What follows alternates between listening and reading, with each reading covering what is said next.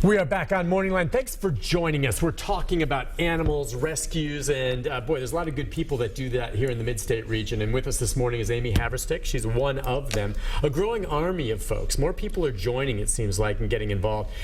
So many people love dogs. I know it's emotional for you too. Compassion in Action Tennessee is the group that she's with, and I was talking during the break about, I mean, some people say, well, I want to adopt a dog, but there's kind of a specific type I want, and that's fine. I mean, that's fine. That doesn't mean you can't find one of those if you look. There are pug rescues. Who would give up a pug? But pug rescue, well, who would give up any dog? But and pug people would ask you, why would you do this? And they're expensive dogs. I mean, but pug rescue, there's golden retriever, obviously rescues, French bulldogs, border collies, shepherd, Great German Danes. shepherd I mean, you rescues. name it. Some of the, I mean, so you can get purebred dogs that way. I was going to say, when you think about border collie rescue, I was thinking border collies because that's kind of a high-end dog. But you got to know what you're getting. So absolutely. I mean, border collies are super cute when they're puppies, and it's just what you're looking for. It's so cuddly and friendly. They're great-looking little dogs. But they are high energy. They need a fenced-in yard. They need a job because they're herding dogs. I mean, that's what they want to herd something. They will herd children. Oh yeah, they absolutely will. Yeah, you've got to have time in your day for exercise, training. So if you think you're getting a mellow lap dog, not going to happen. That's not going to. And so these people then, by not doing their research, get it and realize all of a sudden by ignoring it, this dog is destroying their apartment because it has so much energy. They just give up on it, which is awful. You just can't give up on one like something like that. But I mean, so in fact, there was a story yesterday. It looked like a little mini border collie. It's just some of the horrible stuff people do. It was out of Murfreesboro where a lady was walking the dog and it was in the field and someone shot it with an arrow. That's just, I don't understand.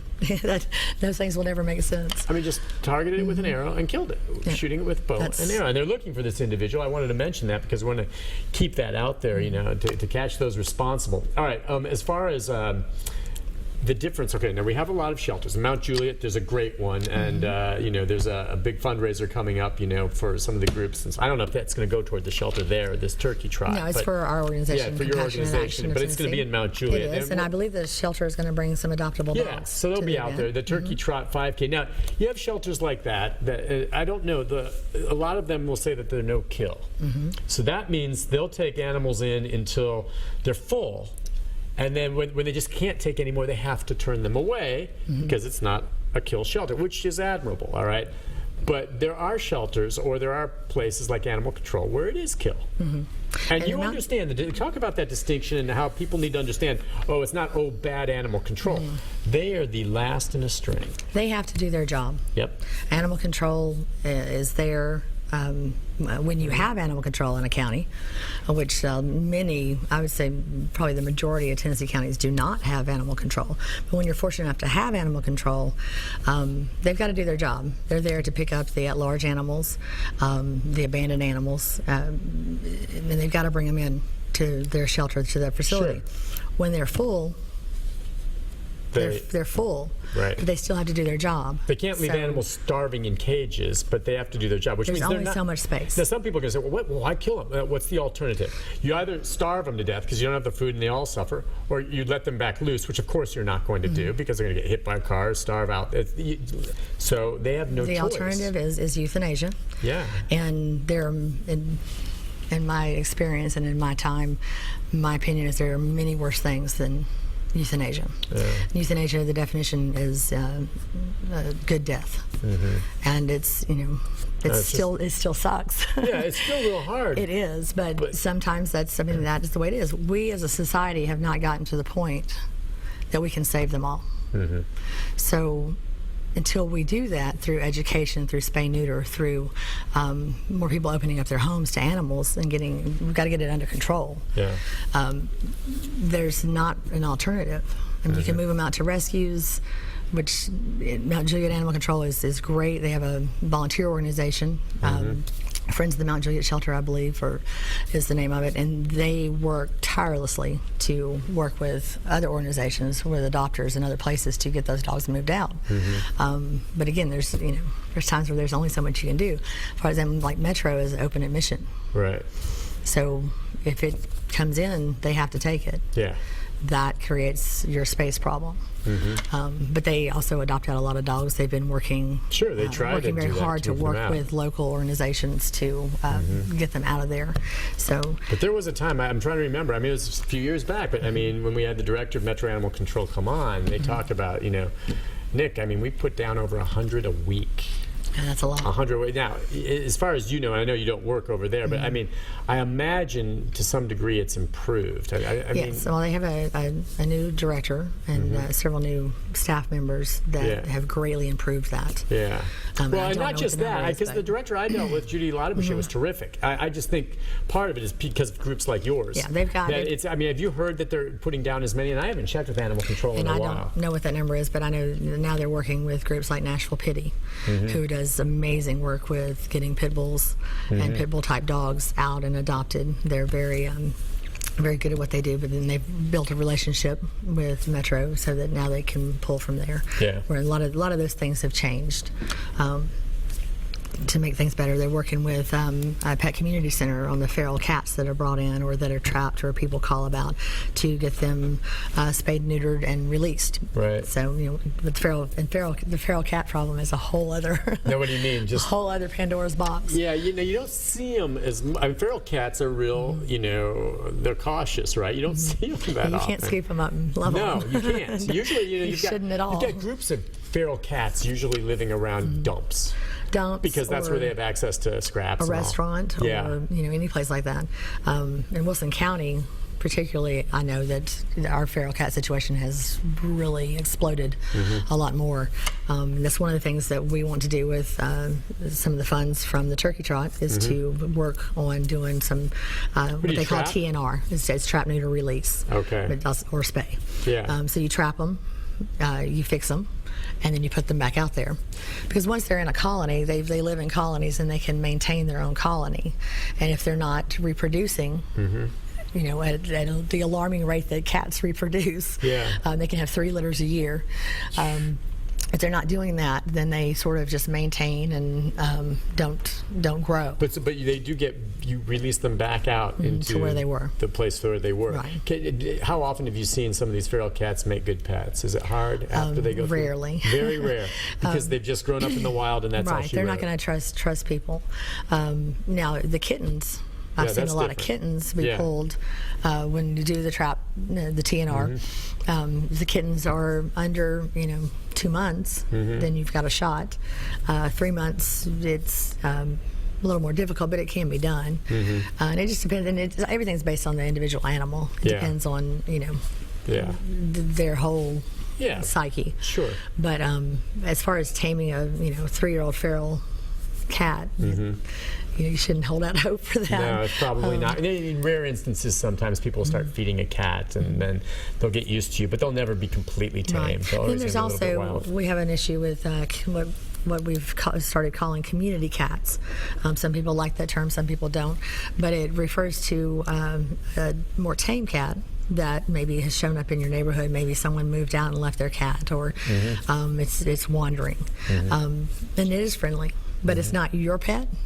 So, but you don't know whose pet it is, but different people are feeding it. Right. Well, that happens with dogs too, doesn't it? Yes. Where you have neighborhood dogs. So what do you think of that concept? The community cats I'm okay with, as long as they are being cared for and they are spayed and neutered. Yeah. You can't. I don't know that you can find every one of them a home, but if they're okay where they are, then that's fine. Now dogs, I mean, the community dogs that shouldn't be a thing. It just shouldn't, because I don't know. I just worry they're going to get hit by cars or something like that. They roam much further. They can scare children, even if there's nothing going on there, or just if they are maybe not the sweetest, or maybe they're a little standoffish or skittish, and a child approaches them, then you've got a issue. But they can be. That's what animal control's there for. Right. So those are. Call them. They come pick it up and then take care of the situation. That's because a lot of people wonder, where do you call? And getting through to animal control sometimes can be hard enough as it is, but you can leave messages. They're super busy, and like any public funded department, they don't have enough money to do really what they need to do. Right. I mean, it's nice. Metro does have a nicer animal control shelter Yes. now. It's better than it was. You know, I was thinking when you mentioned about pit bulls, and it was you were saying back in 2012, right? There was a dog fighting ring that was busted in Cheatham County, was it? Yes. Something like that. And so you bring those dogs in, and with pit bulls, I know, especially with pit bulls, these organizations, all of them that I was naming before, the rescues, and I've been through it, man, they vet you if you want to adopt. Yes. It's like, did they also do a TBI background check on you? Because which is great, but man, the people involved with this are saying, look, we pulled this dog from a bad situation. We're going to make darn sure we don't put this dog in another bad one. Exactly. So and while you might view that as, well, why are you asking me all these questions, or why do you have to see me? You know, I totally understand why. Doing more legwork on the front end leads to securing that home for that animal. Yeah. And, you know, knowing that they really want it, that it's a good situation, that it's not going to come back in 3 months, which is it can be a problem too. It does. You see them come back. Listen, I have to share this one. My wife and I were over at the Mount Juliet shelter talking to some of the people over there. There was a woman who brought in a dog, and you know, they always ask kind of why or something like that. And she got a new couch, and its fur didn't match the couch. That I think. Have you heard I don't know that if you one? told me that or Deb told me that. Yeah, but and what that did was. I mean, all right. So she gets a new couch. So basically, she's viewing the dog as almost a piece of furniture. I guess, It's an right? accessory. An accessory. But so, what do you think when you? I just you don't know what to think. You just want to think. And here's okay, another. well, you don't need to get another one. Yeah, here's another classic. The guy, you know, I love it because they do kind of ask, and I'm surprised sometimes the people aren't too embarrassed to admit the truth, and sometimes they come up, I know, with excuses. This guy met a woman who just didn't want to have a dog, and that's who he was going to marry. I don't think it was an allergy thing, and you know, and I posted that on my Facebook page at NC5_Nick Barris, and I was like, you know what? If you don't like my dog, you don't like me, take a damn hike. Now maybe this dude was just too desperate and just grabbed onto whatever girl he could grab onto, but that's pathetic. It is. Yeah, it's love me, love my dog. Well, I just don't understand that. Yeah. It's like, but is there, you know, were you raised in Tennessee? Are you a Tennessee girl? I'm an Army brat, Army but brat, so you've moved around. I'm from here. Because I'm just wondering, you know, how, you know, in some places maybe more than others they look at animals differently as opposed to not, you know, I mean, yeah, I know they're not humans, okay? So I understand the distinction there, but at the same time, they're kind of a part of your family. Right. But it doesn't seem like everyone views it like that, obviously. And they probably shouldn't have one. I know. I mean, that's, you know, I've got 3 dogs and what I call 3 boys, my 2 sons and my husband. And then we have 3 cats too that are old and decrepit.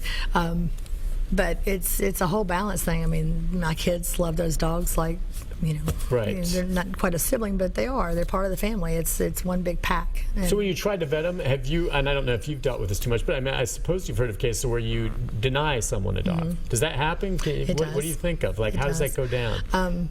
Well, one of our requirements and other places I've worked with is that dogs are inside dogs. And it's in the contract. You will not tie this dog out on a tie-out. You will not put this dog out on a chain. This dog will live in the house. And depending on the dog, you want there to be, you know, fenced-in yard, which is not a requirement. But you know, if it's a big dog, like I have 3 big dogs, I have 300 pounds of dog at my house. But they've got 2/3 of an acre fenced in. They can run it off. They're, you know, safe, but they live in the house. Yeah. It's, so there's those prerequisites, and if they don't, and you guys do check up on it too. We do. After the fact, which is great, and that takes time and effort. That's why what they do is so awesome. Listen, we'll take a break on that note. When we come back, our final segment, we'll talk more about the turkey trot.